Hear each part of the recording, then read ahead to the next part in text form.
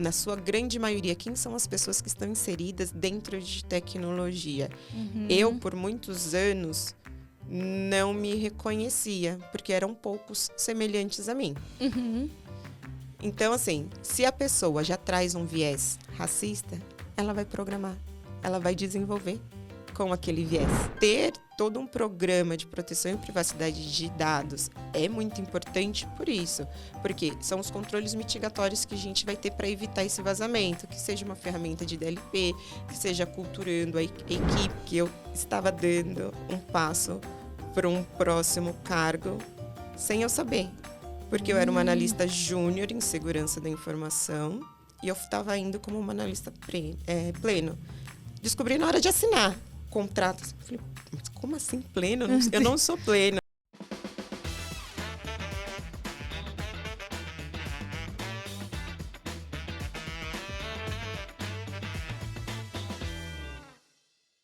Olá, pessoal! Estamos começando mais um episódio do Black Voice, podcast aí destinado a contar e amplificar vozes de profissionais negros dentro do mercado financeiro. Para quem não me conhece, eu sou Andressa Tavares, sou host aqui na Let's Media, cuido do Black Voice, do Let's Women. E hoje estou com uma convidada muito especial, que eu já queria trazer tem um tempo, e a gente conseguiu bater a agenda, e ela está aqui para dividir um pouco da trajetória. Me audiodescrevendo, eu sou uma mulher preta. Hoje eu estou vestindo uma blusa preto e branco com um terninho por cima azul.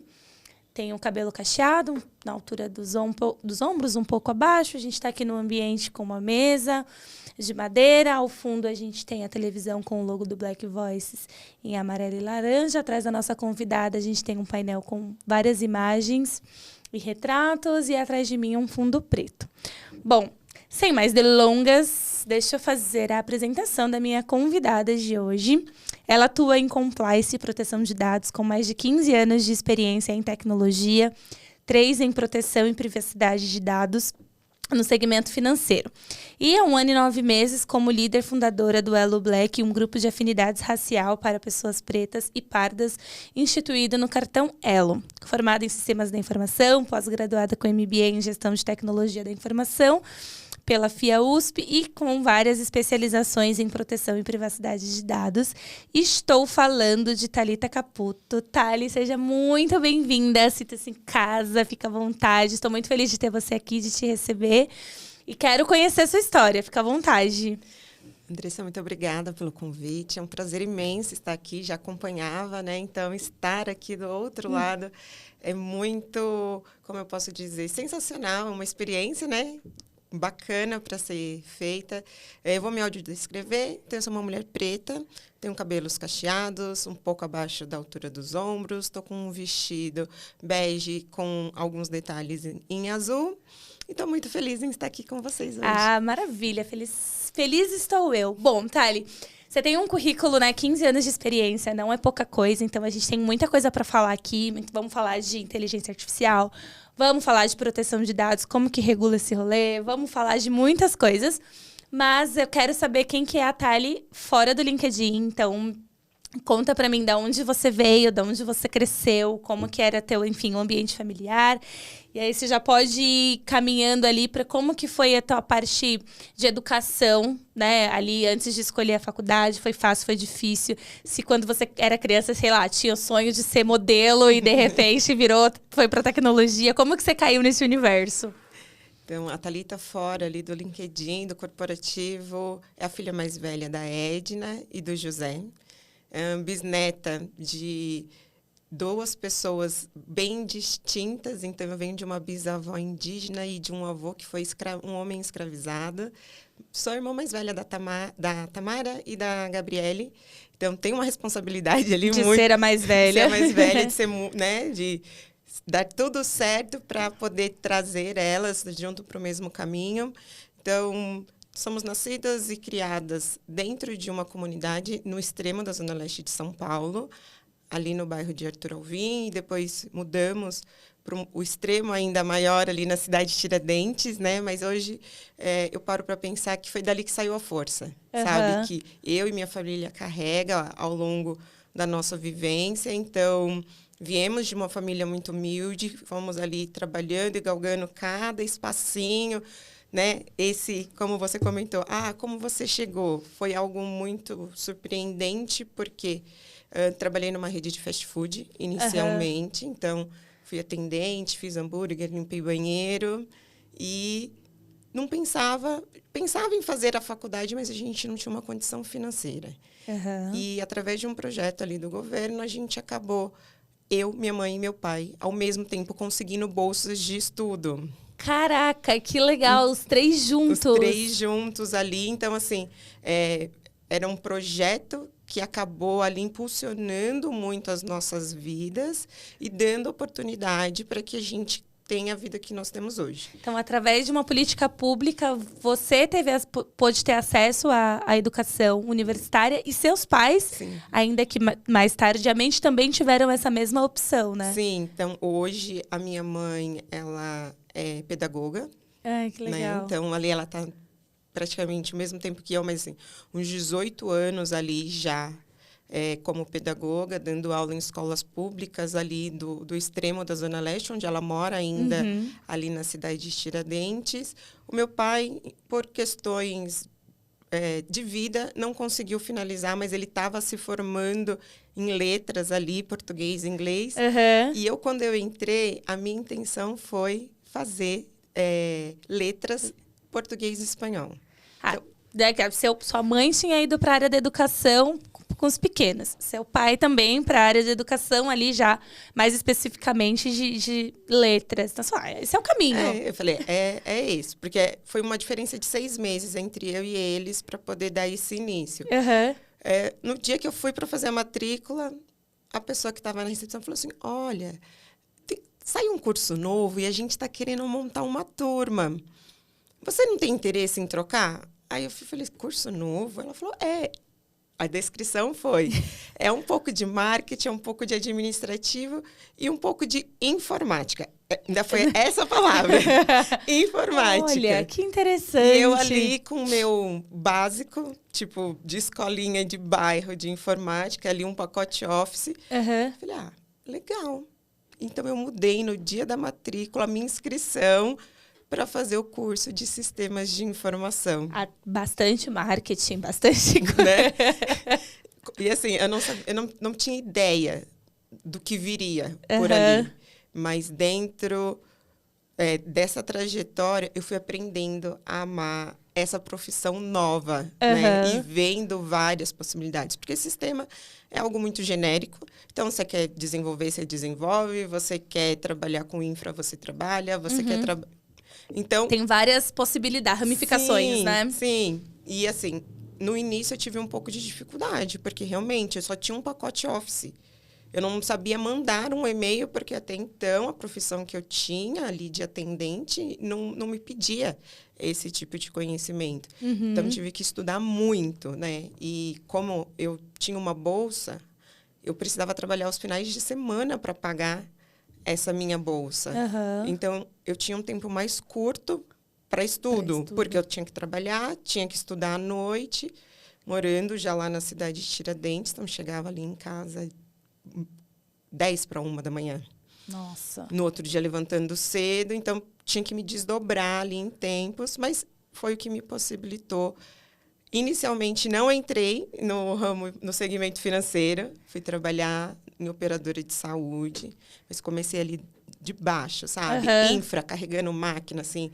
Ainda era CPU na época, gente. Não tinha note, não era tablet. Não era nada levinho, né? Tinha que carregar... Carregando ali, máquina, entrando debaixo de mesa, trocando cabeamento, entrando em uns buracos ali na parede que você falava, meu Deus, onde isso aqui vai dar? Mas eu preciso entrar ali para poder ver cabeamento de rede. Mas isso foi muito importante, porque eu conseguia vivenciar o que eu estava aprendendo na faculdade ali nos primeiros anos. Então, eu aprendia, colocava em prática, colocava em prática. Então, para mim, foi muito útil começar ali, né? Não pular etapas nessa trajetória. Não ficava só no campo da teoria, né? E já ia direto também para a prática ali. Sim, então, assim, eu tinha essa visibilidade. Você tem que clipar um cabeamento de rede assim. Aí era teoricamente a sequência de cabos, as cores de fiozinho que você tem que conectar. Lá na prática eu fazia aquilo, então agregava ali muito valor para o que eu estava aprendendo, né? Mas também foi difícil porque quando chegou programação e onde muita gente da sala já tinha uma base e eu tinha que vir do zero. Então, muitas vezes, precisei falar para os professores, olha, não tenho conhecimento, mas eu estou disposta. Eu vou te perguntar 10 vezes e, por favor, me responda. Não estou perguntando porque eu quero encher o saco, eu quero tumultuar na aula, é porque realmente eu não sei e eu quero aprender. Aprender a programar, no caso. Isso. Né? Então, assim, não foi fácil, Uhum. mas foi muito relevante para a minha carreira hoje. E lá dentro da faculdade, eu tive a oportunidade de ter o meu primeiro professor, um homem preto, no ensino ali já a mais avançado, né, universitário. E eu vou ligar, guardem isso, a uma outra história mais lá na frente, porque é um fato que vai ser muito importante. Importante, maravilha. E quando você... Então, né, primeiro você tinha ali um trabalho em rede de fast food, que é a porta de entrada para muitos jovens da periferia, que eles acabam tendo menos exigências do que outros empregos que já pedem inglês, já pedem uma série de coisas para a galera que tem 18 anos, 16, enfim. Quando você entra nesse universo CLT, dentro da tua área de atuação, você conseguia vislumbrar novas oportunidades, novas possibilidades? Tipo, poxa, entrei aqui nessa parte de infra, estou carregando o computador, mas eu quero chegar em tal lugar. Você olhava e falava, pô, isso aqui seria interessante de eu trabalhar, quero migrar. Como que foi o teu próximo passo dentro do segmento aí já de tecnologia? Então, depois desse estágio, porque aí foi através do estágio, né, nessa empresa de saúde, não fui contratada, algo que a gente precisa estar ali preparado para o nosso início de carreira, né? Nem sempre vai rolar de primeira, e comigo não rolou, mas foi isso que me deu a oportunidade de entrar no segmento financeiro. Então, hoje eu tenho amigas que se mantiveram ainda ali no segmento de saúde e falam, mas como você foi parar no financeiro? Porque dali eu saí e fui trabalhar em uma empresa que prestava serviço já para um grande banco brasileiro bem reconhecido. E eu até estranhei que quando eu entrei, eles falaram, olha, não se preocupa, você vai ficar... Porque eu entrei como service desk, né? Ali fazendo atendimento de chamada por telefone. Não se preocupa que assim que a gente tiver uma oportunidade, a gente te muda para um outro setor. Mas por quê? Eu ainda não conhecia assim, a fundo todos os segmentos da profissão. Então, o que eu fazia em infra já era um nível 2, não era um nível mais para quem estaria ali fazendo um atendimento. Entendi. Que normalmente quem entra em tecnologia já vai para um service desk. Você já tinha feito o step 2 sem passar pelo step 1 só que você não sabia disso. Não sabia, porque para mim ainda era muito novo. Para mim, assim, aquilo lá era base. Eu tinha que começar na infra para depois galgar as outras cadeiras. Mas não, um service desk também fazia parte de uma base. E com 6 meses eu tive uma oportunidade de não ficar dentro da minha empresa e ficar alocada dentro desse banco. Indo para esse banco, aí já fui para um nível 2, como uma analista de sistemas. E gostando muito do trabalho, conhecendo direto, tendo contato direto com os colaboradores do banco. Uma pessoa ali da minha equipe, que era da área de segurança da informação, pediu as contas e saiu. Ele era da equipe de acesso lógico, né? Trabalhava ali com controle de acesso. E eu perguntei para a minha coordenadora na época, fulano saiu, quem vai ficar no lugar dele? Ela falou, não sei, estou até preocupada. Quem vai ficar no lugar? Porque né, todo mundo quer trabalhar com segurança da informação. Eu falei para ela, eu quero. Ela, você? Mas só tem homens na área. Né? A gente, nessa equipe, não tem mulheres fazendo esse tipo de serviço. E aí eu virei para ela e falei assim, olha, eu tive aula de Active Directory, de AD. Eu sei criar um usuário. Gente, eu sei criar um usuário na AD como se isso fosse só isso que segurança da informação fosse fazer. Mas ela confiou e ali veio a primeira oportunidade de eu ir para a área de segurança da informação. Então, dentro de segurança da informação, eu era a única mulher naquela equipe. a pessoa que estava me treinando com 2 meses saiu e eu acabei assumindo uma carteira, porque era segmento banco e financeira. Eu acabei assumindo a carteira financeira 100% sozinha. Caraca. E ali eu fiquei. Então, a gente lidava com acessos de terceiros, então era um volume muito grande, né? Então, era um trabalho que, normalmente, pessoas com muita experiência conseguiam fazer. Mas era sempre assim, estudando, tirando dúvida. E nisso eu fui me aproximando das pessoas do banco e surgiu mais uma outra oportunidade. 2012 foi quando eu saí, fui convidada por essa pessoa para ir para um outro banco, que aí já era um banco que fazia parte do grupo de um banco francês. E aí eu saí meio que dobrando o meu salário para trabalhar nesse outro banco, focada também em segurança da informação. E ali eu fui aprendendo um pouco mais, porque aí eu saí só de um controle de acesso e comecei a ter uma visão de compliance em tecnologia da informação. Era essa justamente a minha próxima pergunta, né? Como que você fez essa... Não sei se posso chamar de transição, mas como que você, além de entrar no... Então, a gente entendeu como você chegou no mercado financeiro, mas como que você foi para a área de compliance, né? Para a área de riscos ali, que tem... Acho que muita gente que faz direito, enfim, tem bastante pessoas que são de outros cursos, né? Para atuar ali com essa parte. E você vem de tecnologia e como que você entrou e gostou, né? Porque você foi atuando... Nessa parte, quando eu ainda estava ali em compliance, em tecnologia, eu ainda ficava dentro de tecnologia. E eu tinha uma equipe toda composta de pessoas de tecnologia. Então, até ali, eu ainda não tinha um convívio muito grande, mas era o quê? Eu fazia essa parte de compliance, né? Eu e minha par, né? A gente ia ali se desenvolvendo e conhecendo, e esse antigo coordenador do outro banco acabou virando o meu coordenador nesse banco, então por isso que até saiu a indicação dele e dessa minha amiga que era minha par. E ele falou, pô, a gente identificou que você tem um perfil bacana e a gente queria você lá. E ali ele começou a me desenvolver. Eu falo que foi minha primeira mentoria sem eu saber que estava sendo mentorada. Sem nem saber o que era uma mentoria, né? Que eu brinco com ele, eu falo, você me ensinou a fazer um PROC-V, que era coisa que lá no começo não tinha, não tinha uma noção, né? E aí a gente vai evoluindo. Então, dali saiu todo um conhecimento, fiquei nesse banco durante 1 ano e meio, mais ou menos, e um certo dia esse coordenador chega e fala assim, olha, a gente vai precisar cortar uma pessoa por questões de budget e a gente não queria.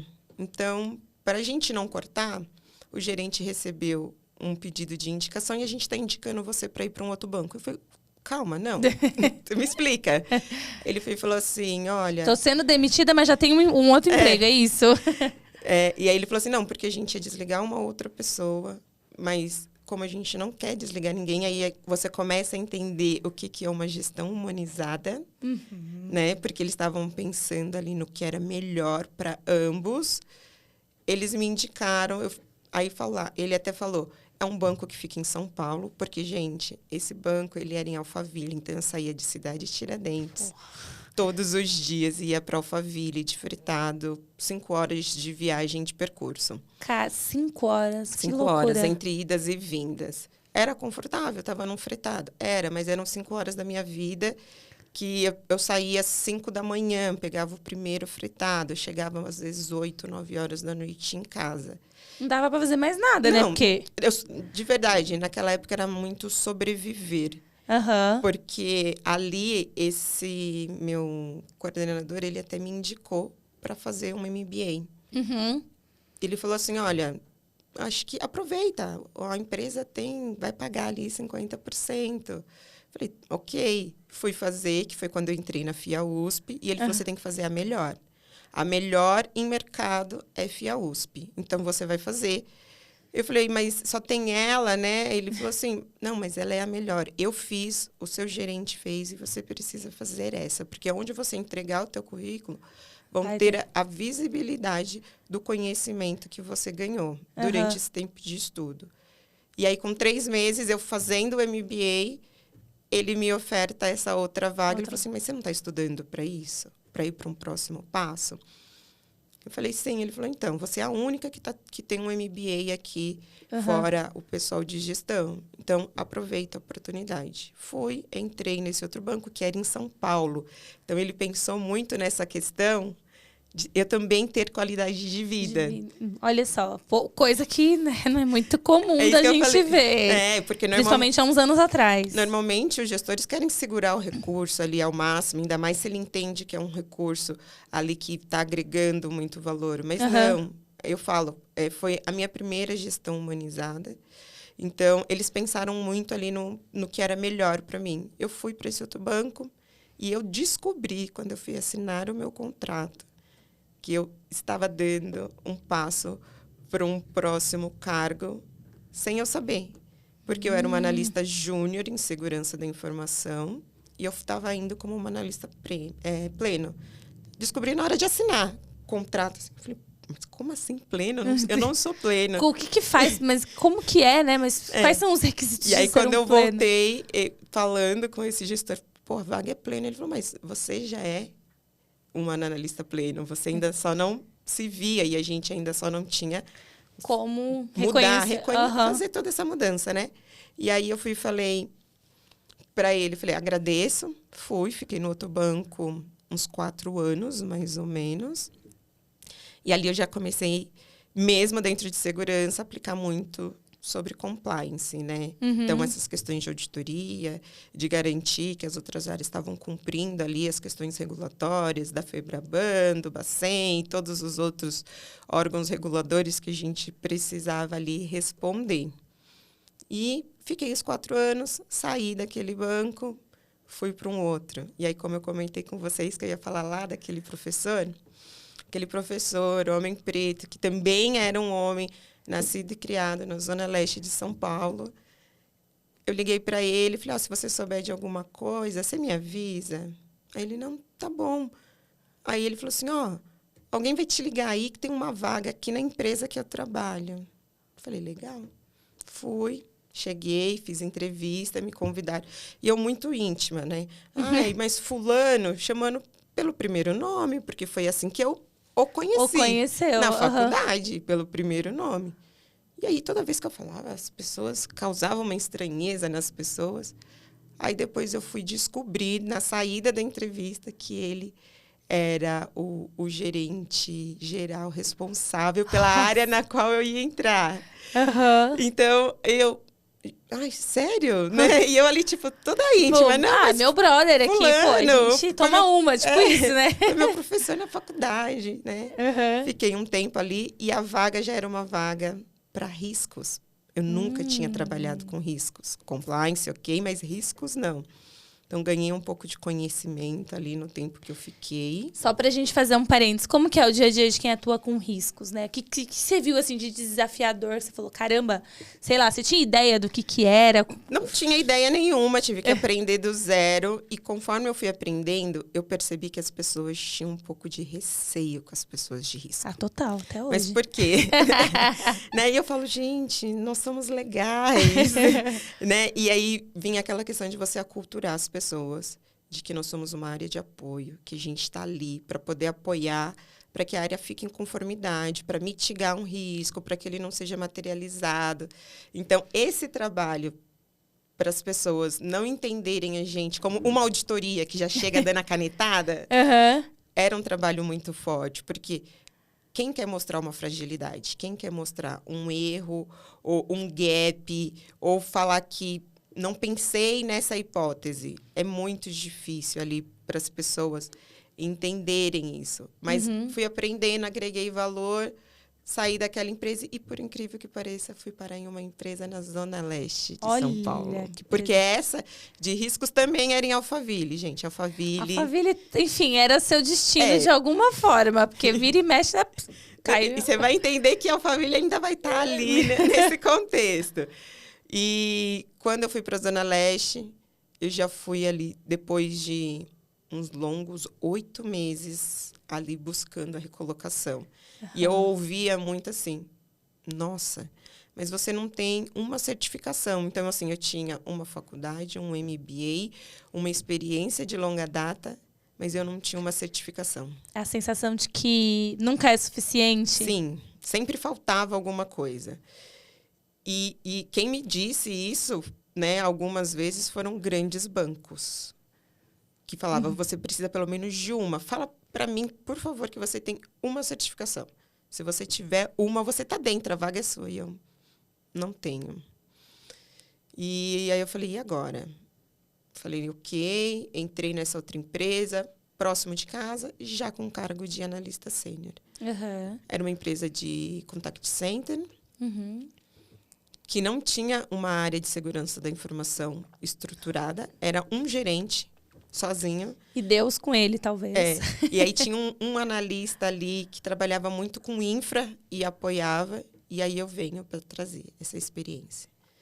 E aí é um choque de cultura grande, porque no segmento financeiro é muito sim ou não. Tem que fazer, porque tem que atender o regulatório. E ponto. E lá eu começava a ouvir o de sempre. Mas sempre foi assim. Aí mas o mercado... Não é assim, pessoal. Não, mas aqui não é banco. Ouvi por muito tempo. Aqui não é banco.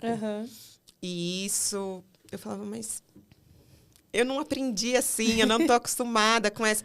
Não, vamos fazer no jeitinho. Não, vi nascer sempre certo. Tem que nascer certo. Não pode ter erros, né?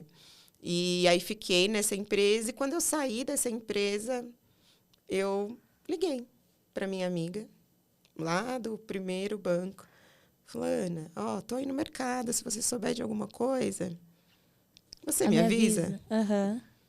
Calma aí que já vão te ligar. Eu falei, como assim vão me ligar? Aí me liga o meu antigo coordenador. E aí, tudo bem? Me manda teu currículo. Aí mandei. Tá bom, hein?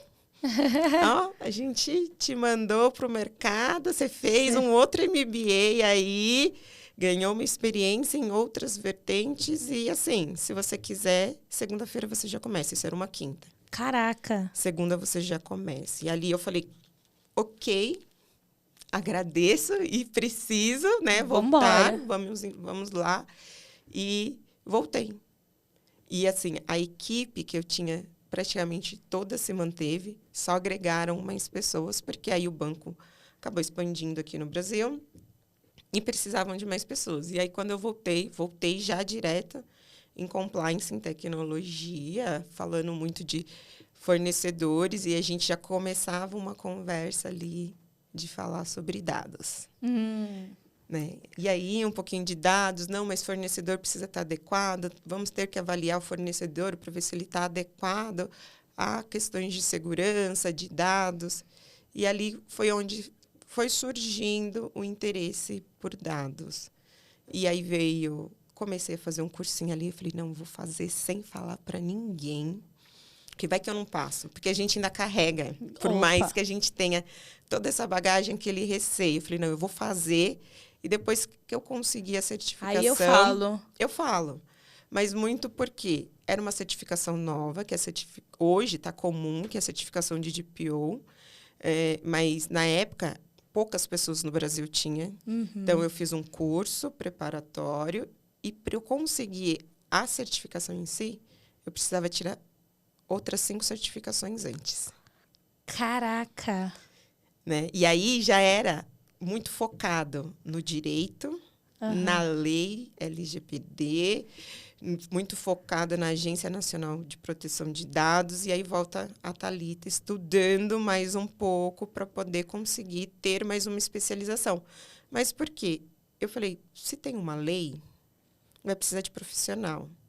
E não tem. Então, vai ter um mercado ali muito promissor, né? Imaginei ali. Falei, então, vou me preparar para isso, né? Porque eu falei, se eu já estou vendo aqui no que eu faço, mais para frente isso vai ampliar. E ampliou. Então, eu fiz a minha certificação, consegui lá, tirei uma boa nota, a empresa acabou me chamando para tirar mais uma, na qual eu sou habilitada a dar treinamento sobre o tema, já que eu tenho uma certificação a mais. E eu me apaixonei por proteção e privacidade de dados.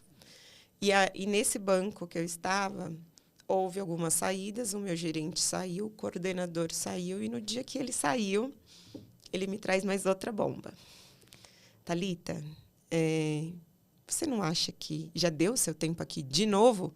Eu falei, não, mas aí, gente... Eu falei, mais uma vez? Eu falei, mas como assim? Ele falou assim, as pessoas estão saindo e você estava aqui pelas pessoas porque eu entendo que você tem um potencial a mais. Você se certificou em algo que poucas pessoas têm hoje. Então, já deu, né? E ele falou assim, ele não gostava de ser chamado de chefe. Ele falou assim, então, a última ordem que eu dou como seu chefe é que você atualize teu currículo no LinkedIn, coloque a sua certificação e abra um olhar pro mercado. Eu fiz isso num sábado. Na terça-feira da semana seguinte, um headhunter de um dos maiores bancos, dos 4 maiores, né, no Big Four do Brasil, me liga e fala, nós temos uma vaga e gostaríamos de convidar para participar do nosso processo.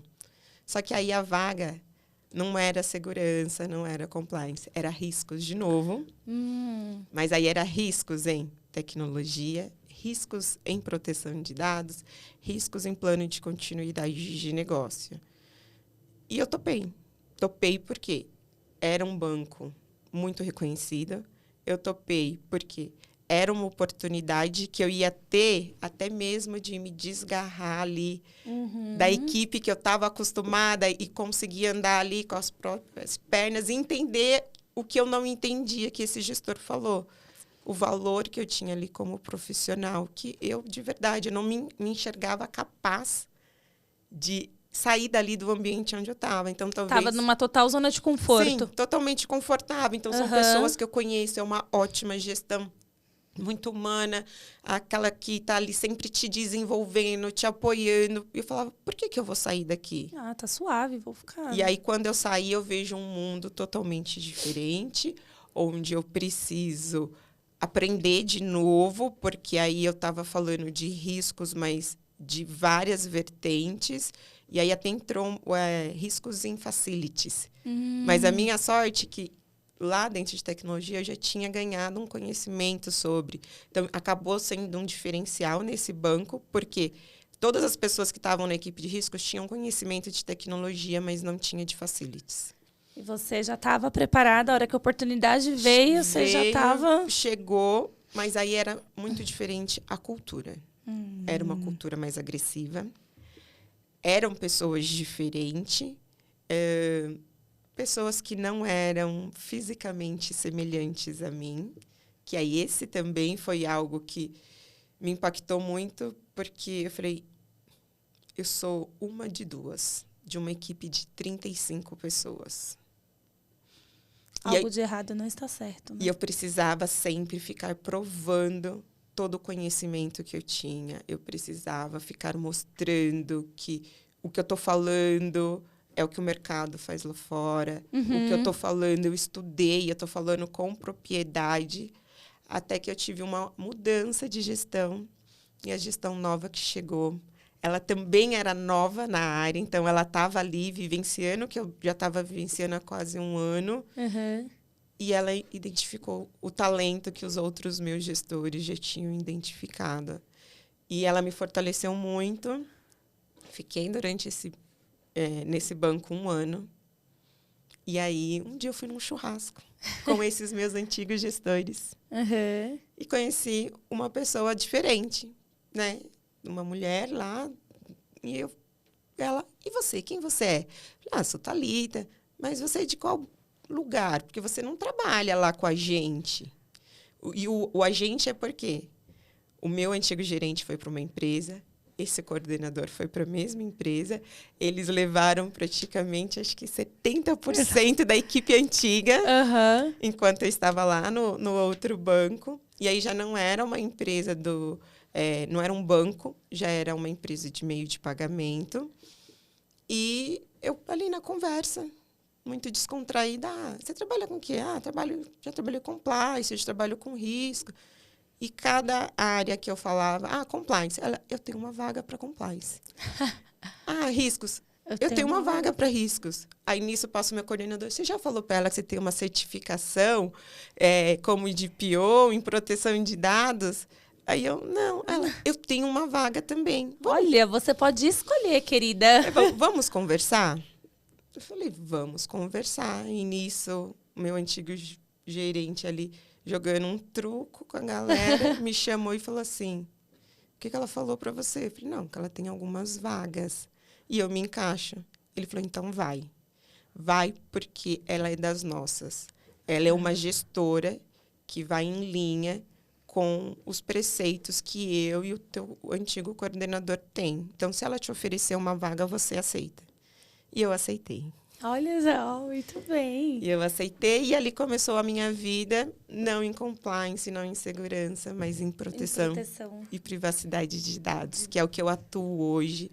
Há 3 anos ali, 100% dedicada, mas toda essa minha bagagem de tecnologia, ela só vem para agregar valor. Porque eu consigo ali falar com as áreas sobre proteção de tecnologia de igual para igual. Então, eu faço questionamentos que às vezes eles falam, mas como é que ela sabe disso? E aí, às vezes, eu falo, não, porque eu atuava em segurança, já atuei em infra. Então, você acaba já tendo uma sensibilidade muito maior para identificar gaps mais fácil e até mesmo para direcionar as pessoas. E aí, eu comecei a ter o convívio com os advogados, comecei a ter o convívio com algumas pessoas num nível até muito mais sênior relacionado a questões jurídicas, né? Por mais que hoje a nossa área ela não responde ali para o jurídico, a gente está dentro de uma estrutura que tem segurança, tem riscos e tem compliance. Mas me facilita, eu consigo transitar dentro dessas áreas e até nas outras com mais facilidade. Né? Então, trabalhar com compliance em proteção de dados é isso, você conhecer um universo gigantesco, porque você vai falar com a empresa inteira, você vai mapear a empresa inteira, você vai ter que aculturar a empresa inteira de que os dados que estão trafegando ali são muito importantes e eles precisam ser protegidos, que seja de cliente externo ou cliente interno dos colaboradores. Eu ia já puxar um gancho justamente para isso, porque quando a gente fala de proteção de dados, ele é um tema muito sensível, delicado, que está em pauta a todo momento, independente do segmento, né? E aqui, obviamente, a gente entrando no nosso, que é o segmento financeiro. No final do dia, todos os bancos, fintechs, instituições de pagamento, adquirentes, a gente está ali lidando com o dinheiro da população. Né? No final do dia, está todo mundo olhando para o dinheiro do cliente. E aí, como que é fazer a gestão disso, né? De um tema tão sensível para a organização? Porque as áreas estão pensando em vender, estão pensando em criar produto, estão pensando em usar a inteligência artificial e colocar a IA em tudo quanto é lugar. E aí, como que vocês vêm ali e falam assim, então, pessoal, mas aí precisa disso, daquilo. Como que é administrar esse rolê das outras áreas? É um trabalho de aculturamento que tem que ser feito ali constante. Você levar de uma forma acessível para essas pessoas que não têm esse domínio, e algumas até têm. Então, se você for falar com tecnologia, eles já entendem. Mas aí o que eu falo muito para o pessoal, dados pessoais sensíveis, não CPF, não o número do cartão. E aí eu falo, CPF, número de cartão, é sensível para a segurança da informação. Para a proteção de dados, não são dados pessoais sensíveis, são apenas dados pessoais. Porque dentro de proteção de dados, dados pessoais sensíveis são todo aquele que pode gerar algum tipo de discriminação. Então, a raça, a etnia, uma questão política, questões de dados biomédicos, esses são dados pessoais sensíveis. E é esse que, diante da lei, né, a gente precisa assegurar que vai ter uma segurança maior. Porque imagina, você tem um gênero na qual você só declarou internamente ali para o teu RH, você não expôs ainda, né, para as pessoas. E se essa informação vaza? E se alguém que não deveria ter o acesso, tem o acesso a essa informação e dissemina essa informação. Então, o quanto que isso vai afetar a vida do que a gente chama, diante da lei, do titular do dado. Né? Então, é esse aculturamento que a gente precisa levar para que as pessoas entendam o que eu faço de tratamento de dados. Que aí é o quê? Tudo que você faz com o dado. Eu guardo, eu salvo, eu compartilho, eu só extraio uma planilha. Tudo isso é tratamento de dados. Então, levar esse conhecimento para a instituição, acho que é o primordial. É o passo 1 para se ter uma boa gestão em proteção e privacidade de dados. E depois entrar dentro das áreas e acompanhar. Como que você está fazendo essa guarda? Para quem você está compartilhando esse dado? Onde esse dado está sendo guardado? Que é o que a gente chama ali de data map. Então, a lei ela vem pedindo para nós muitos itens. Então, eu tenho os direitos dos titulares, que eu preciso garantir. Então, assim, eu fiz a coleta de dados, eu só posso usar para aquela finalidade. Eu não posso pegar o teu dado, que é um colaborador, e começar a te disparar marketing. Porque eu não coletei para isso. É só para fins trabalhistas. Então, é só para isso que eu posso usar. A mesma coisa, eu não posso pegar os dados na empresa na qual eu atuo hoje, a gente presta serviço para grandes bancos. Então, eu não posso pegar a base de um banco e mandar propaganda de outra promoção de outro banco. De outro banco, por exemplo. Não posso. Por quê? Porque aí eu estou infringindo ali algumas questões relacionadas à finalidade. Então, se eu coletei para isso, eu só posso usar para isso. E a título de curiosidade, tem muito processo que rola em relação a meus dados, eu não mandei, não compartilhei, eu não autorizei, eu compartilhei, já estou aqui no Open Finance, que é a cabeça, a gente vai chegar no Open Finance. Mas tem muito disso, tipo, como que é essa parte, tipo, porque a LGPD, ela é uma lei recente, se comparada a tantas outras que a gente tem, ela vem justamente para garantia, e eu imagino que quando vem, as pessoas começam a entender os direitos, falam, não, peraí, então existe uma lei que garante a proteção dos meus dados. Se o coleguinha não está cumprindo, vou processar. Como que é isso? Sim, então, a ANPD, que é a Agência Nacional de Proteção de Dados, né, ela começou há pouco tempo a aplicar sanções. Que aí pode vir de uma advertência, de um bloqueio de uma base de ativos, até uma multa, né, que é o medo de todo mundo, 2% ali do rendimento da empresa, que pode chegar até 50 milhões. Então, eu sempre levo para o pessoal essa importância. A gente precisa garantir a segurança para evitar. Porque imagina, qual empresa vai funcionar tendo a sua base de ativos bloqueada? E, além disso, a gente carrega um risco de imagem. Você contrataria um produto de uma empresa que já teve os seus dados vazados? Eu não contrataria. Então, é essa visão que a gente precisa levar. Então, quando eu vou falar é necessário garantir a segurança, é pensando nisso. E lá dentro da lei, além de eu como controlador, tá? Que aí nós somos chamados, né? A empresa é chamada de controladora. E ela precisa garantir que o operador, que aí o operador ele já entra como o fornecedor, o parceiro. Entendi. Quem eu vou compartilhar o dado, eu também preciso garantir que ele também esteja adequado. Então, dentro toda uma cadeia que tem que estar... Tudo é muito amarrado, sabe? Então, a gente faz ali o data mapping para entender essa trilha que o dado percorre dentro da instituição e se ele sai. E se ele sai, esse fornecedor ele precisa ser avaliado. Então, hoje, na empresa que eu atuo, o fornecedor entra só depois que ele passou por uma avaliação. Se ele está 100% adequado à LGPD, você cria o vínculo. Ele tem ali uns requisitos que ele precisa seguir. Precisa preencher uns requisitos ali, porque senão, se tiver um vazamento dentro desse fornecedor, quem vai ser responsável? Não, ele será responsabilizado, mas o controlador também.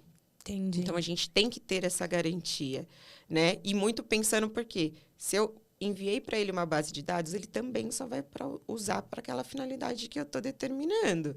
Se ele usar para mandar marketing da empresa dele, ele já está descumprindo a lei. E aí entra esse titular que se ele fala assim, nossa, mas por que eu estou recebendo... Gente, ninguém nunca recebeu, né? Um e-mail marketing, né? Uma ligação e você fala, mas de onde tiraram o meu telefone? Então, você pode questionar e pedir. É um direito do titular pedir atualização do cadastro dele. Então, divorciei, quero tirar o nome de casado. A empresa ela é obrigada a atualizar esse seu dado. Mudei de endereço, mudei de e-mail, de telefone, ela é obrigada a fazer essa atualização. E até mesmo se você virar e falar assim, eu quero que você exclua. Não quero mais que você tenha o meu telefone, porque eu não quero mais receber ligação sua. E a empresa tem que ir lá. Ela não cumprindo, o titular tem o direito de ir lá e abrir um requerimento lá na NPD e falar, essa empresa não está cumprindo. E aí vem toda uma avaliação da empresa para entender por que você não está cumprindo. E aí a NPD ela vem vindo com essas sanções e para a gente é muito importante para garantir esses direitos mesmo, garantir essa segurança, né? Porque antigamente a gente ia ali na Pagé, tinha um CDzinho sendo vendido, hoje talvez eu já estou falando a idade, né, no CDzinho. Hoje já está ali num pendrive, ou nem precisa do pendrive, já manda ali pela nuvem mesmo uma base de dados.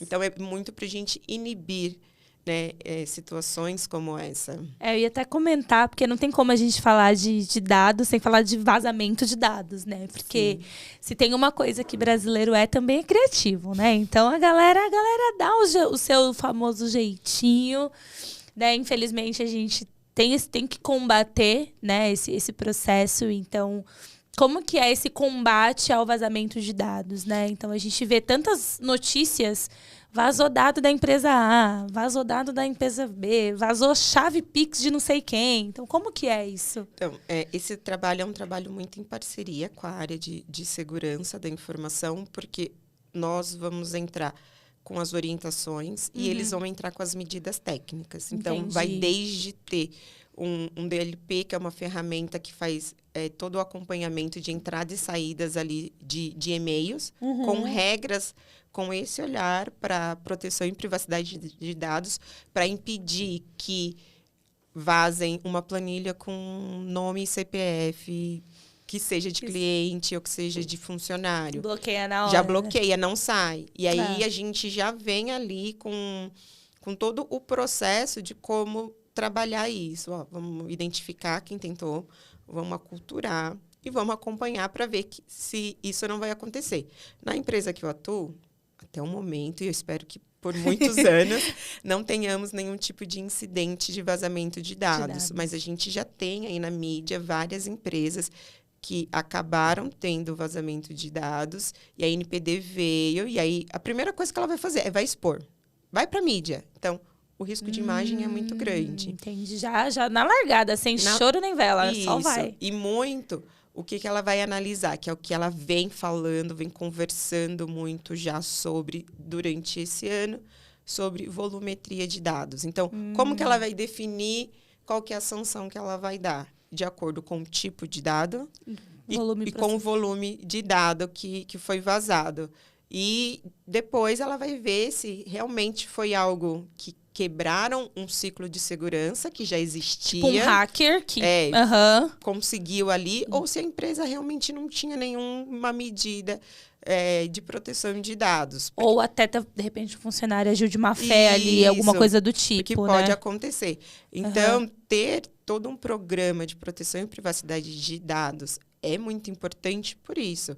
Porque são os controles mitigatórios que a gente vai ter para evitar esse vazamento. Que seja uma ferramenta de DLP, que seja aculturando a equipe, tendo essa visibilidade desse data mapping, que é o que está sendo trafegado, quais processos hoje a empresa tem que tem tratamento de dados, quais são os dados que são tratados.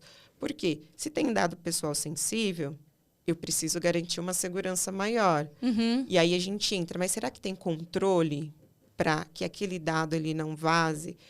Ou que seja outras áreas dentro da empresa que não deveriam ter acesso, ou externamente? Então, a gente vem muito forte falando dentro da estrutura como um todo. Então, assim, desde treinamento obrigatório ali na entrada, depois uma revisão anual, pílulas de conhecimentos ali diariamente, entrando dentro das áreas e fazendo ali aquele aculturamento em grupo e levando muito, que é o que eu falo, pessoal, eu acho muito importante a gente conseguir levar para o dia a dia.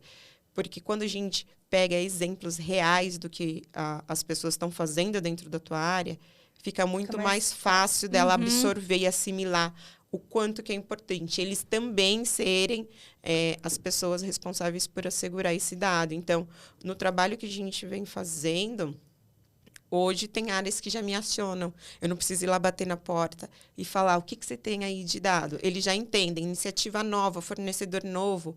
Já vou fazer. Vou conversar. Já vou conversar com eles para tirar minhas dúvidas, para ver quais são as melhores orientações. Já garantir que o processo está nascendo ali todo seguro, Isso, né? dentro de tecnologia, que é o que a gente chama de privacy by design, dentro de proteção e privacidade de dados, que é o quê? Vai fazer uma aplicação que ela já nasça com os requisitos mínimos de segurança para os dados já setadas ali no começo, né? Que seja ali, tem que ter uma senha com um fator de autenticação múltiplo.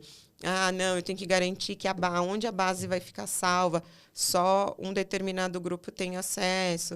A forma que eu vou enviar para o meu fornecedor é através de um sistema forte, onde eu consiga rastrear a entrada e a saída daquele dado, que aquele fornecedor lá na ponta, ele tem também uma política de proteção e privacidade de dados. Então, assim, é muito amplo, mas que normalmente as pessoas, por não ter o conhecimento e não estar inserido, acham que, não, mas o que vocês burocracia fazem? Total. Lá vem o pessoal de compliance, proteção de dados, mais uma vez. E aí, mas só tô mandando um CPF aqui, ó, nada mais. Mandei uma base aqui pelo WhatsApp.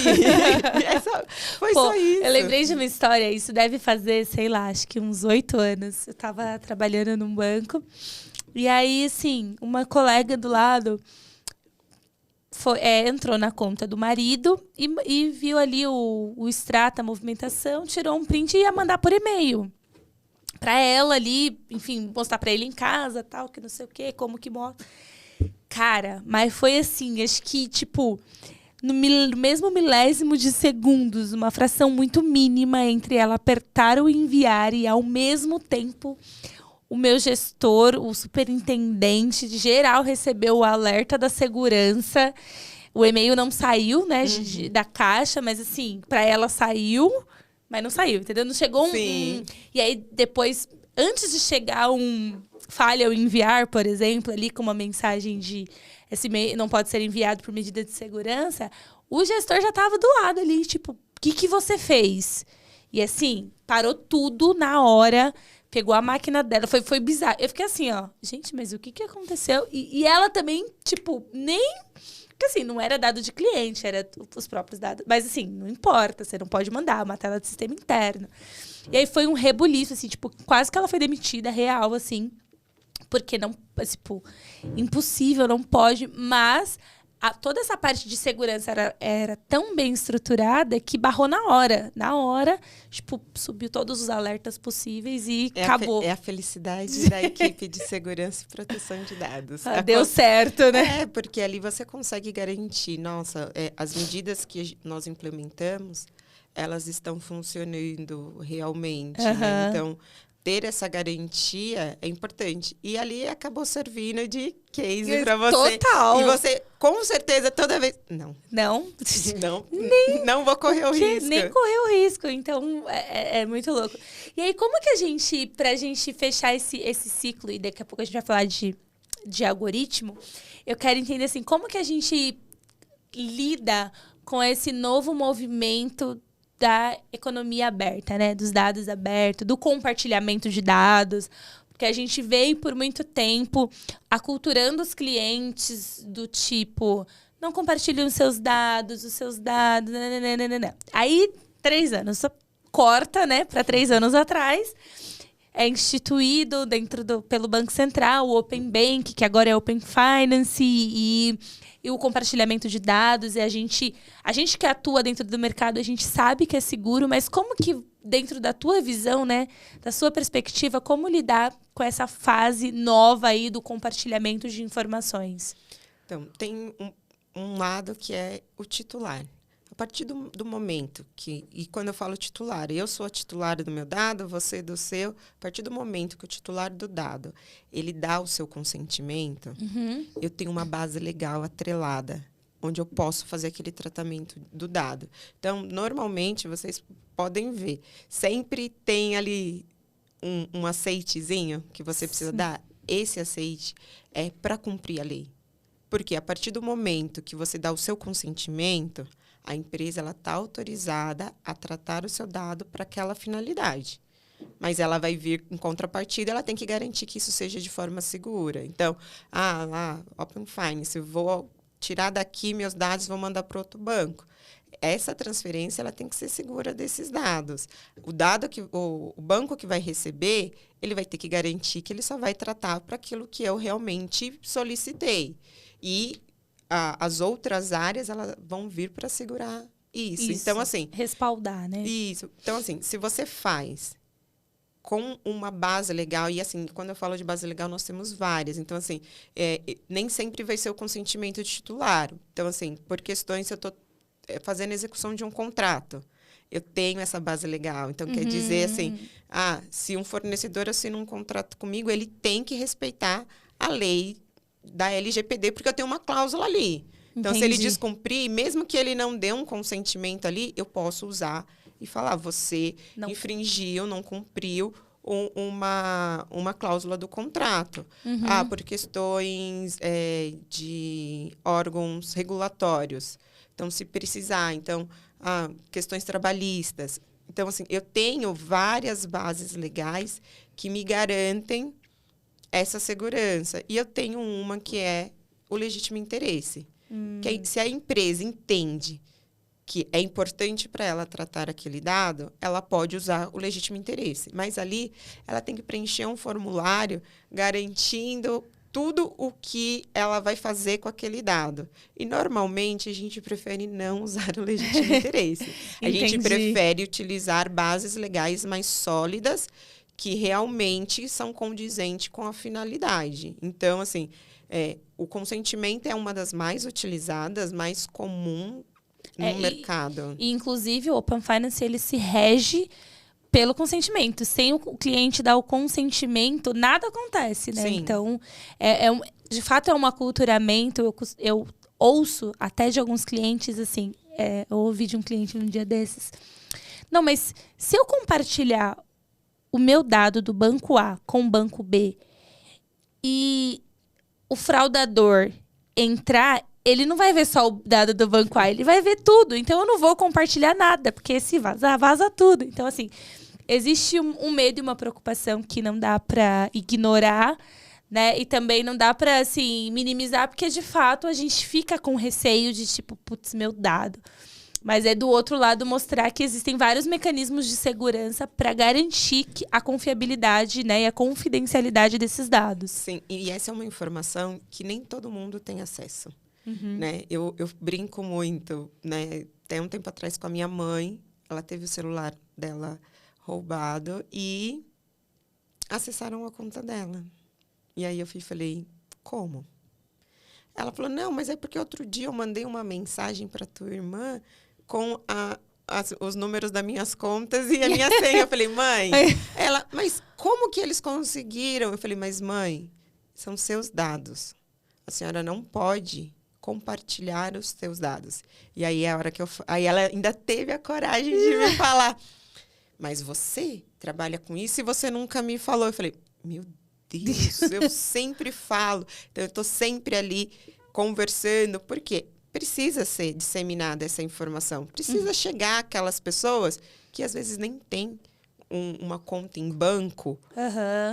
Ou tem só aquele cartão ali do benefício que recebe do governo e sai passando e tira foto. E manda no WhatsApp. E manda no WhatsApp, né? Então, assim, eu até dentro de casa, estou sempre ali, galera, não passa, olha, não faz. Ó, se precisou mandar, manda, apaga e fala para a pessoa usar e apagar também. Vocês precisam garantir essa segurança desses seus dados. Porque eu tenho uma visão muito maior do que é possível ser feito com esses dados, né?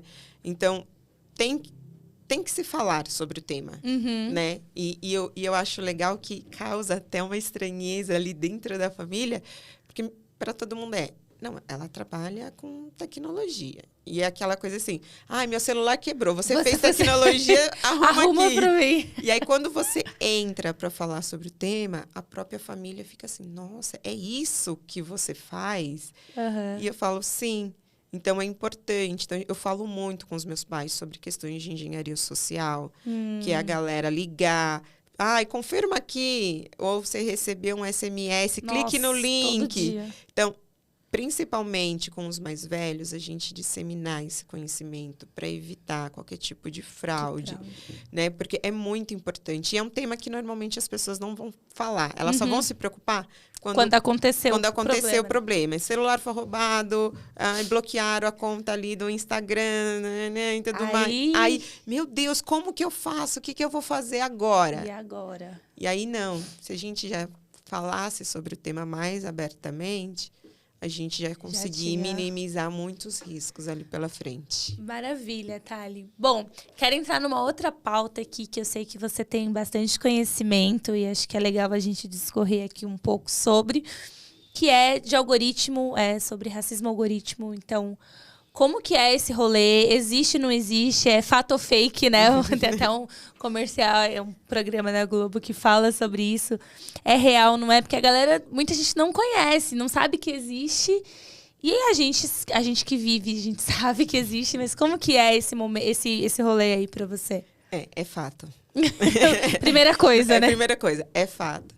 E é fato muito porque eu venho fazendo muitos estudos, né, sobre o tema para linkar também ao trabalho que eu faço dentro da instituição que eu atuo, que é o Elo Black, pensando em garantir ali algumas questões para pessoas negras, né? E quando eu falo negras, pretas e pardas, então eu comecei a estudar, porque aí eu consigo ligar diversidade e mais proteção de dados. E aí a gente começa a entender o que hoje o erro dentro de uma IA de reconhecimento facial para homens brancos é de 1%. 1% de erro. Para mulheres negras é de 34%. Nossa. E aí você fala assim, nossa, mas por que tão dispareado? E aí a gente tem vários estudos que trazem para a gente várias informações. Quem são as pessoas que desenvolvem? Na sua grande maioria, quem são as pessoas que estão inseridas dentro de tecnologia? Eu, por muitos anos, não me reconhecia, porque eram poucos semelhantes a mim. Então, assim, se a pessoa já traz um viés racista, ela vai programar, ela vai desenvolver com aquele viés. Outra coisa, as bases de dados que são imputadas dentro desses sistemas ali para teste. Vem de onde? Pensando que as empresas pioneiras no tema tá sempre na América do Norte ou na Europa. Eles vão usar base de onde? Eles não vão usar bases de pessoas negras, porque lá, na sua grande maioria, são pessoas brancas. Então, se você só testa numa base majoritariamente de pessoas brancas, a falha para pessoas brancas vai ser bem menor. Aí vai chegar nesse 1%. Enquanto for chegar numa pessoa negra, vai ser maior. Por quê? Porque eles não testaram pensando em etnia, pensando em raça. Eles não testaram nisso. Eles testaram no que eles tinham. Então, talvez descentralizar o desenvolvimento dessas tecnologias venha dar uma força para a gente evitar esse tipo. Então, assim, a gente tem casos no Brasil e casos bem recentes que aconteceram esse ano. Então, um tempo atrás saiu uma reportagem onde um rapaz estava assistindo um jogo de futebol e, no intervalo, ele foi abordado pela polícia do estado. E desceram com ele pela arquibancada, passaram com ele pelo meio do campo. Então, todo mundo que estava lá viu ele sendo abordado. Ele foi levado para uma sala e falou assim, o reconhecimento facial pegou você e você é fulano de tal, você é um bandido. E você era procurado.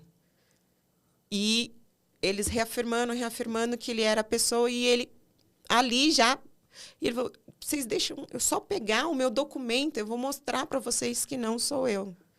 E aí, quando ele conseguiu ter a oportunidade de mostrar o documento, mas isso ali já tinha tido toda uma truculência ali na abordagem, toda uma questão de exposição, né? E ele estava com os familiares ali. Nossa.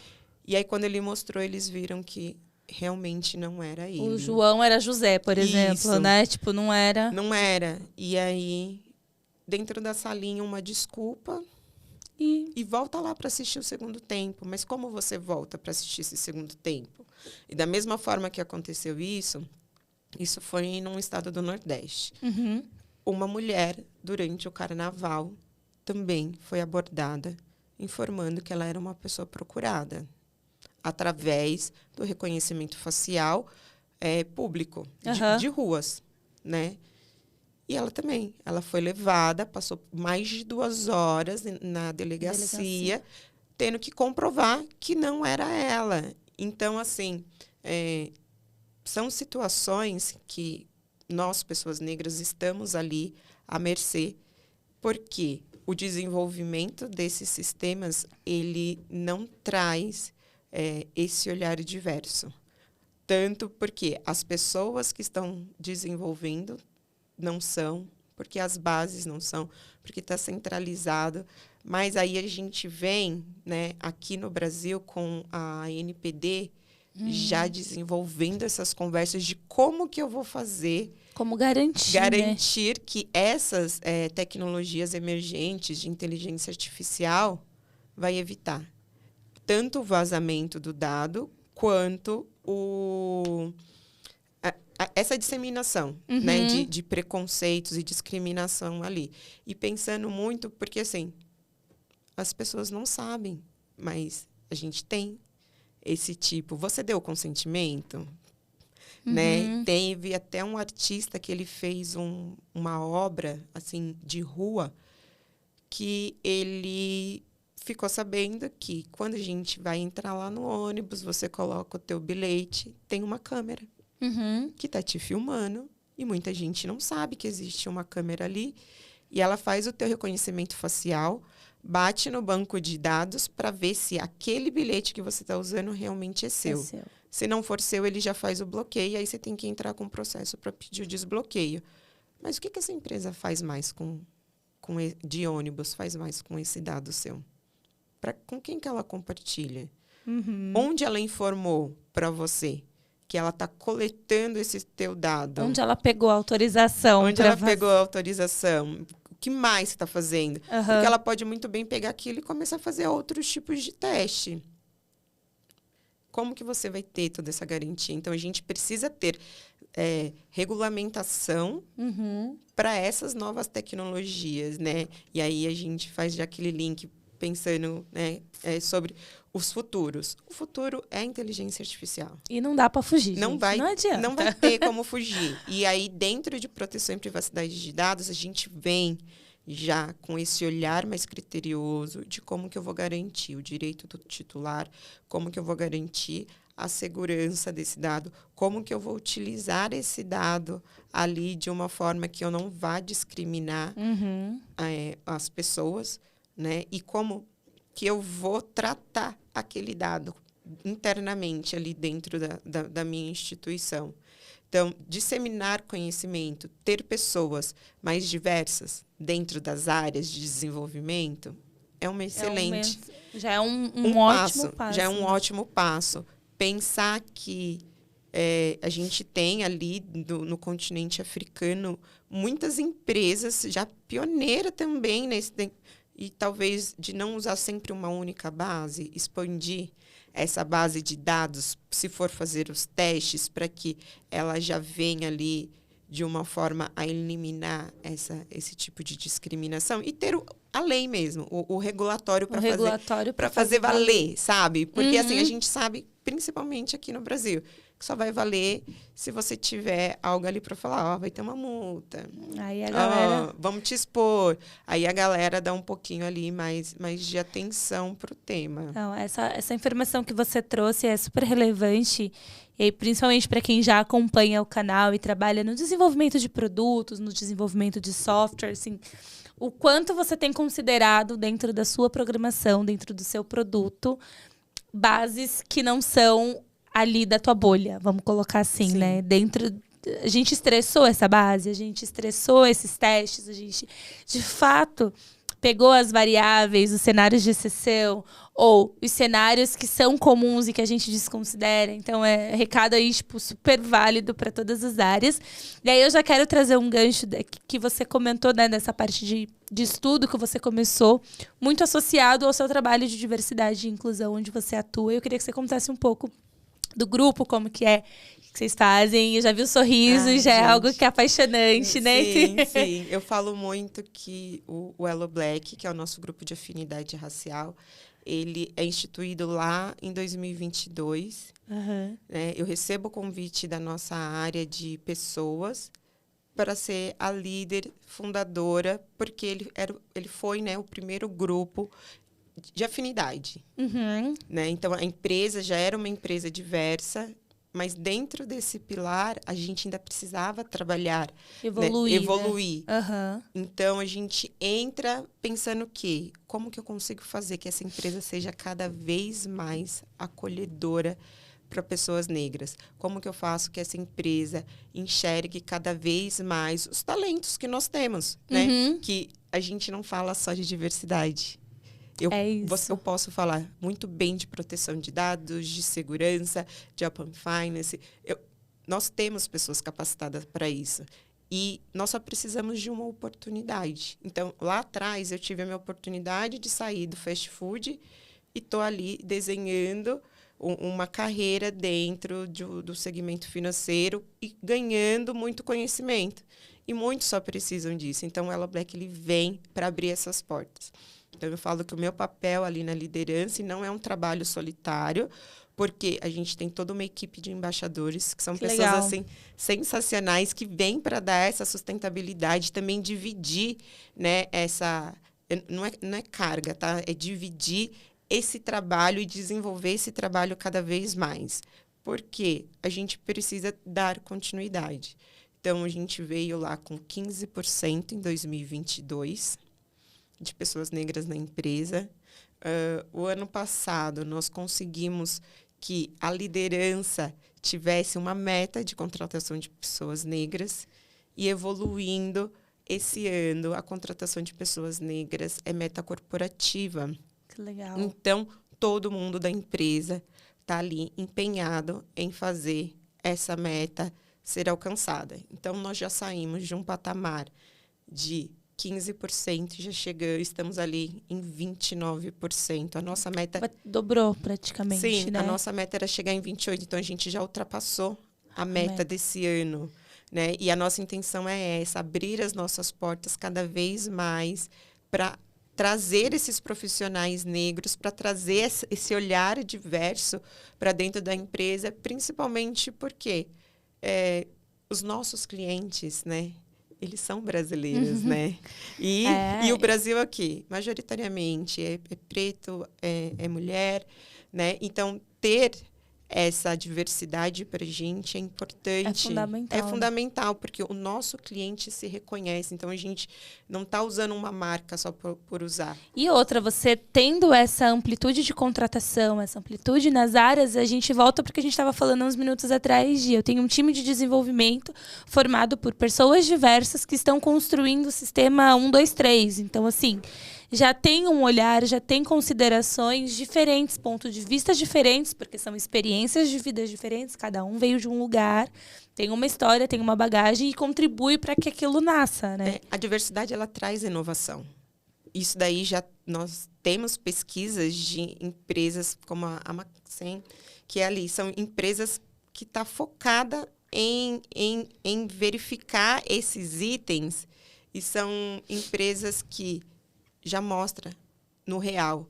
As empresas que investem em diversidade seja ela em qualquer dos 6 pilares que nós temos hoje, ela tem uma sustentabilidade maior, uma sustentabilidade financeira maior. A gente está falando de receita, né? É isso. Porque a gente entende que o corporativo ele vai vir falando muito sobre estratégia, sobre negócio, né? Então, a gente mostra que sim, tem uma qualidade melhor. Eu trago mais inovação, porque, como você disse, são pessoas diversas, com vivências e com olhares diversos, né? E além disso, o pertencimento, né? Porque eu acho que não tem nada melhor de você literalmente ali, ó, vestir a camisa da tua empresa e falar assim, eu estou numa empresa onde eu sou reconhecida. Eu estou numa empresa que valoriza o profissional que eu sou. Eu agrego valor para minha empresa e eu tenho esse reconhecimento, né? Então, ter essas pessoas diversas é muito importante. E ter um grupo de afinidade vem para dar essa força de, sim, nós estamos te olhando, nós estamos te vendo, nós queremos saber qual é a sua dor e nós vamos, ao máximo, tentar reparar para que isso melhore e a gente evolua cada vez mais. Então, assim, a gente tem encontros mensais, a gente fala sobre vários temas. Então, esse ano a gente vem focando em trazer conhecimento para os nossos. Semana que vem a gente vai ter um encontro que a gente vai falar sobre criptomoeda. Legal, maravilha. Então, é um tema que é atual, que a gente está munindo as nossas pessoas negras de conhecimento para que elas consigam levar para a empresa de forma estratégica cada vez mais informação e desenvolva cada vez melhor. Então, não é uma hora ali perdida batendo papo, não. A gente também está falando de negócio. A gente vai falar das nossas dores. Vamos se curar, vamos se acolher, vamos se abraçar, mas a gente também vai falar de evolução profissional, né? Então, assim, quando vai chegar o meu momento para eu dar o meu próximo passo? Será que eu estou preparada?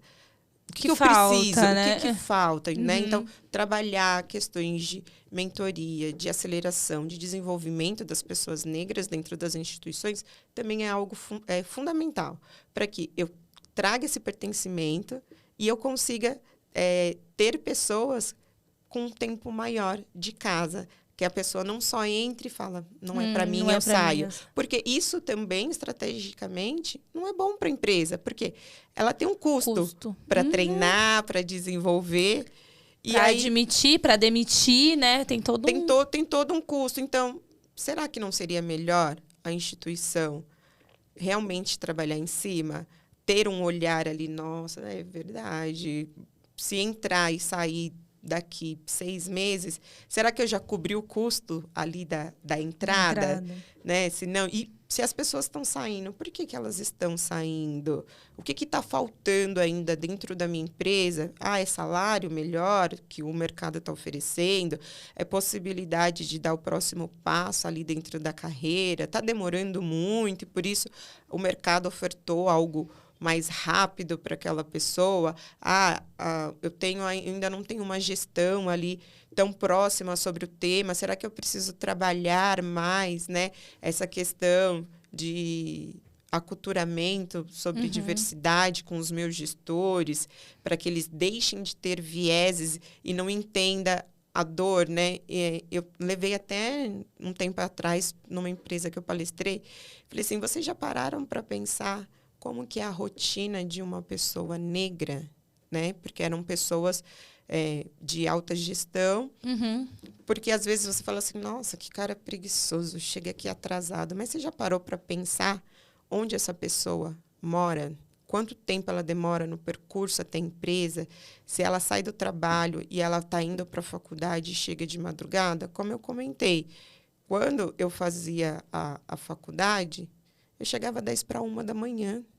E eu tinha que pegar o fretado 5 horas. Porque imagina, eu saindo lá da USP, do Butantã, indo para a cidade de Tiradentes, pegando ônibus, metrô e ônibus de novo, chegando esse horário. Aí, dormindo 4 horas, porque aí 4 horas eu tinha que estar de pé, para 5 horas estar no ponto de ônibus. Será que eu, ali, numa posição de gestora, eu não deveria ter esse olhar de como que eu consigo lidar com isso? Como que talvez eu possa melhorar a minha vida? Posso, né? Ajudar, né? Qual que é a melhor forma? Lógico, a gente não vai isentar uma pessoa de entregar o trabalho, mas a gente vai ter um olhar mais humano, voltado para essa questão ali da diversidade, porque é fácil você pegar uma pessoa que mora ali no bairro de Barueri e trabalha em Alphaville e chega sempre no horário, e uma pessoa que mora na cidade de Tiradentes e atrasa porque pegou trânsito, porque parou o transporte, tantas coisas acontecem. Tantas coisas acontecem, e falar que aquela pessoa entrega mais, é mais comprometida do que a outra, sendo que a outra está vindo com uma bagagem maior. Acho que aqui fica uma reflexão, e a gente poderia discorrer horas sobre o assunto, mas a gente não tem esse tempo todo, que as pessoas não partem do mesmo ponto de partida, né? Sim. E as mesmas 24 horas que eu tenho, você não tem, e as outras pessoas. Então, as pessoas, elas não têm as mesmas 24 horas, né? E aí, faça essa reflexão dentro do seu time. Como que é as 24 horas de cada pessoa? De quem é mulher, de quem é mãe, de quem mora perto, de quem mora longe. Então, faz esse exercício que acho que você começa você mesmo ter respostas sobre dúvidas e sobre achismos que você tem, né? Thali, eu queria ficar aqui, cara, horas e horas e horas e horas falando, mas o relógio ele é contra mim nesse momento. E aí, pra gente voltar ali pro seu fora LinkedIn, né? Voltar ali pra Thali, que talvez muita gente não conhece, que o corporativo conhece mais ali do dia a dia. O que você gosta de fazer? Me fala aí alguma curiosidade sua, algum hobby que você tenha. Olha, eu sou uma pessoa muito eclética, que eu vou do 0 ao 100 ali, de forma que você fala, como assim? Uhum. Então, eu sou uma pessoa que gosta muito de dançar. E quando eu falo dançar, já fui bailarina na Escola Municipal de Bailado de São Paulo, então Olha do Teatro só. Municipal. Então, quem olha assim, balé, sim, já fui bailarina. Já estudei lá na escola durante um tempo. Danço vários tipos de música, então, desde popular e samba, sertanejo, forró, samba rock.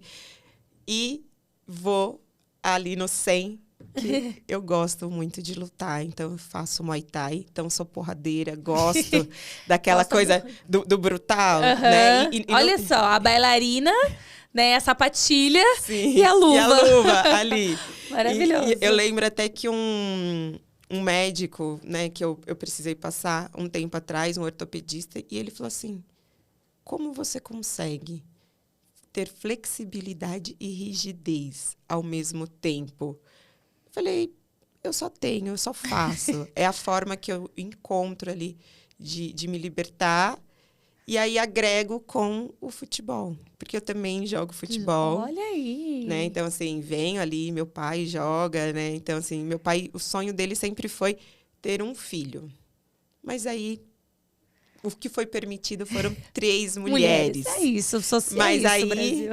Mas aí eu vou acalentando o coração dele, porque eu jogo futebol, eu faço alguns campeonatos ali de percurso do exército, daquele de você ir na lama, uhum. de mergulhar em banheira de água gelada, e ele vibra, a minha mãe infarta, né? Porque às vezes eu... Mãe, nessa hora, Jesus. Não, eu brinco com ela. A primeira vez que eu fui participar desse campeonato, eu falei, mãe, assina aqui pra mim, que precisa de alguém ali responsável. E aí ela leu, você quer morrer? Você quer se matar? Eu tiro a sua vida. Aqui tá falando que você vai levar choque durante o percurso, Thalita. Você pode ter um osso quebrado, uma fratura exposta. Você não tem mais amor à sua vida. Eu falei, não, mãe, eu tenho amor à minha vida. Tá tudo bem. E é por isso, vai dar certo. Eu estou me preparando para isso. A mesma coisa. Vou participar de um campeonato de Muay Thai. Eu não vou ver você apanhando. Eu falei, mas mãe, acredita em mim, eu estou treinando, né? Eu treino, né? Estou me desenvolvendo, estou me preparando. Então, tem esses dois lados ali, pai e mãe, enquanto o pai está ali se orgulhando. É minha filha, me manda aquela foto. Bate mesmo, arrebenta ele. Isso. Ou ela. E vai pro futebol, olha ali, é minha filha. Né? E aí, meu pai vem passando até por um preconceito que ele tinha, que antigamente, para ele, só homens jogavam futebol bem. Uhum.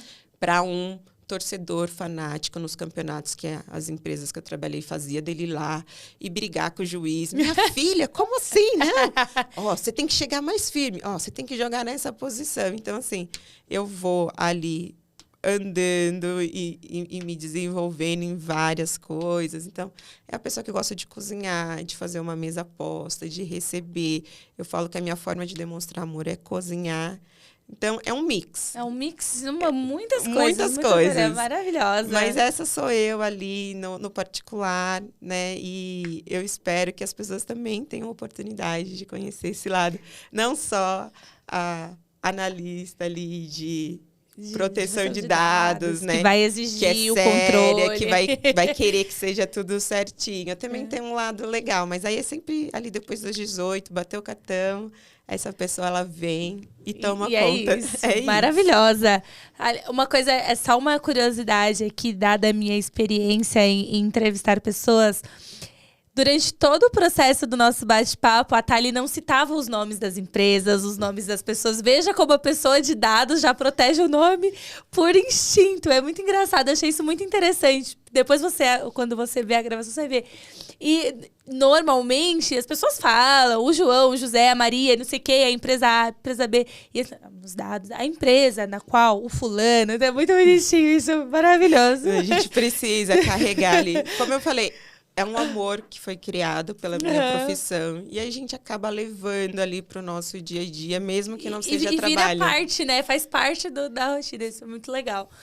Bom, chegamos ao fim, então, aqui do nosso bate-papo.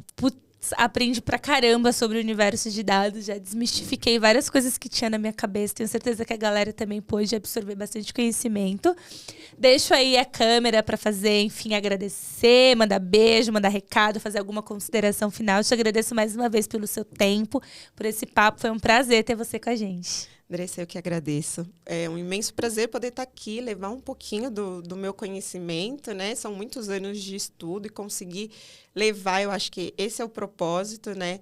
Falar, assim, abertamente que nós falamos de vários temas, nós somos capacitados, nós estamos aqui cada vez mais ganhando o mercado, que a gente só precisa de uma oportunidade. E eu falo que eu venho muito...